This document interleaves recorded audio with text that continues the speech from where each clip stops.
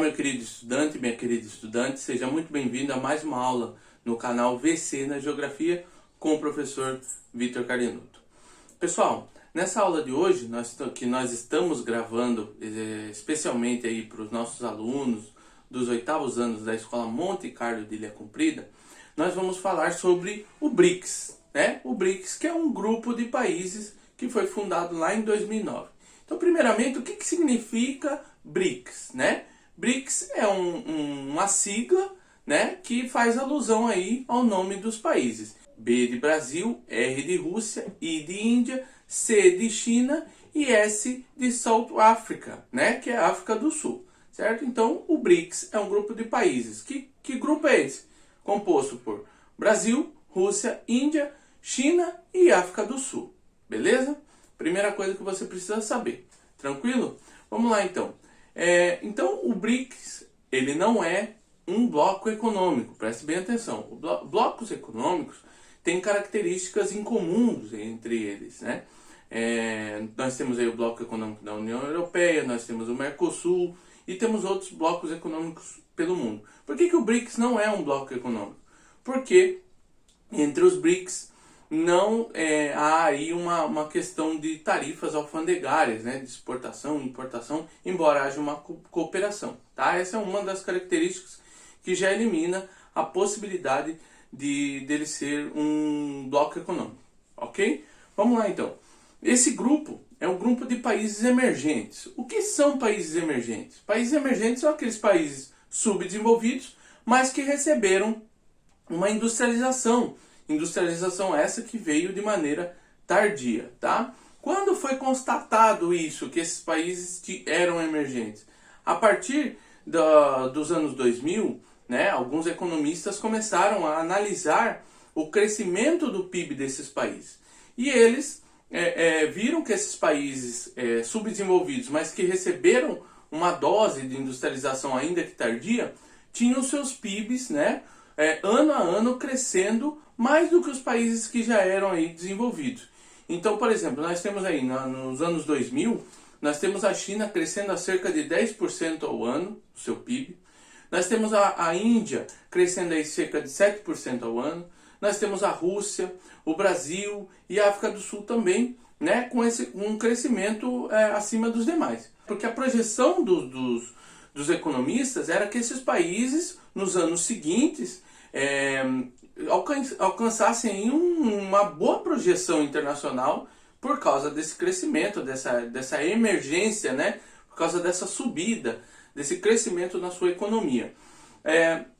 Só que isso só se concretizou verdadeiramente com a China, né? Nós vemos que a China saiu aí de 30ª economia para a segunda maior PIB do mundo, né? Nós vimos isso já em outras aulas sobre a ascensão internacional da China, que teve ali as características muito peculiares da China mesmo, ok? Então vamos lá. É um grupo de países emergentes. O que são esses países emergentes? São países aí subdesenvolvidos e industrializados, certo? Foi criado o BRICS foi criado em 2009. Quando ele foi criado, ele era BRIC, tá? A África do Sul ainda não fazia parte. Em 2010, a África do Sul foi admitida, tá? E esse grupo, ele foi formado para que houvesse uma cooperação econômico-financeira entre eles. Também prevê aí cooperação na área da ciência, tecnologia, da saúde, né? Na área da geração de energia, tá? Na agricultura e também no turismo, ok? Para você ter uma ideia da importância desse grupo, né? Os países desse grupo são, com exceção da África do Sul, são países de grandes extensões territoriais. E também países bastante populosos, né? Eles em 2018 eles detinham 41,7% da população mundial, né? Se a gente pegar só aí China e Índia, nós já temos aí quase 3 bilhões de habitantes. Então são países que têm um poder de consumo grande, né? São países aí que atraem o mercado externo de outros países, ok? Então lá, pessoal, vamos agora ver as características, né, do crescimento do PIB desses países que compõem o BRICS, tá? Nos anos 2000, a característica desses países era um crescimento acima do normal, né? Acima do crescimento dos países desenvolvidos. Tá? Então nós tínhamos ali a China crescendo cerca de 10% do seu PIB ao ano, a Índia também aí na casa dos 10%, 7%, Brasil crescendo aí 3,9%, 4%, Rússia também nessa mesma casa e África do Sul também. Porém, alguns países, né, Brasil, Rússia e África, a partir da crise econômica de 2008, eles dão uma baixada no seu crescimento, né? Vamos ver aqui algumas características. Então o Brasil ele vinha num constante crescimento aí na casa dos 3, 4% ao ano do seu PIB, mas de 2013 a 2018, com as crises políticas, né, internas, crise financeira, então o Brasil agora passa a crescer pouquíssimo e muitas vezes até apresenta um crescimento negativo, tá? Como foi no caso aí desses anos. A Rússia, ela vinha num crescimento constante, mas após a crise de 2008 e também a queda do preço do petróleo e do gás natural, que são os principais produtos de exportação da Rússia, ela pega em um crescimento muito modesto, né? Um crescimento que não é característico dos países emergentes. Índia e China conseguiram se manter, né, nesse crescimento, na casa do... Primeiro ali era na casa dos 10%, depois chegou aí na casa dos 7%. Então são os países do BRICS que cresceram constantemente. E a África do Sul, que vinha aí num crescimento de 3,8%, a partir de 2011 vai ficar num crescimento aí de 1,9%, uma queda aí de 50% no crescimento do seu PIB. Legal, pessoal? Então, pessoal, agora nós vamos falar sobre os indicadores sociais dos BRICS. Antes de nós falarmos dos indicadores sociais, nós temos que compreender que os países que compõem os BRICS, eles têm PIB elevado, certo? E mesmo que tenha tido aí uma queda no crescimento do PIB, eles têm um PIB elevado. Então, falando dos indicadores sociais, nós vamos ver que esse PIB elevado não reflete na condição de vida da sua população, tá?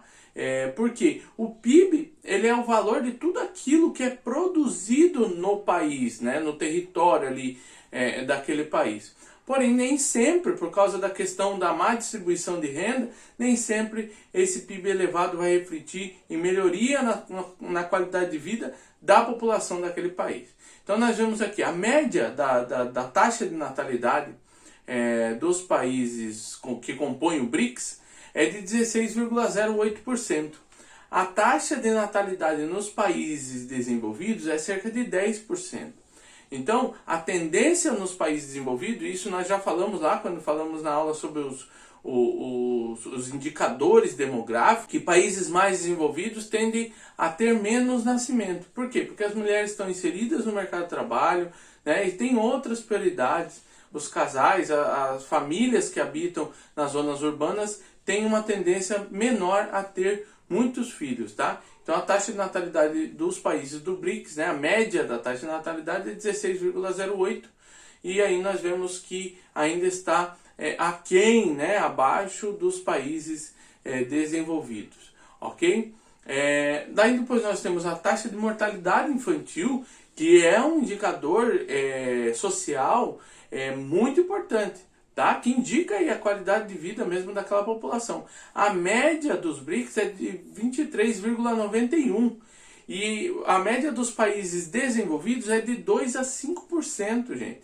Então é muita diferença, tá? É muita diferença no acesso à saúde, na qualidade de vida dos países que compõem os BRICS para os países desenvolvidos. A taxa de expectativa de vida, né, que é de 69 anos e meio nos países que compõem o BRICS e 80 anos nos países desenvolvidos, tá?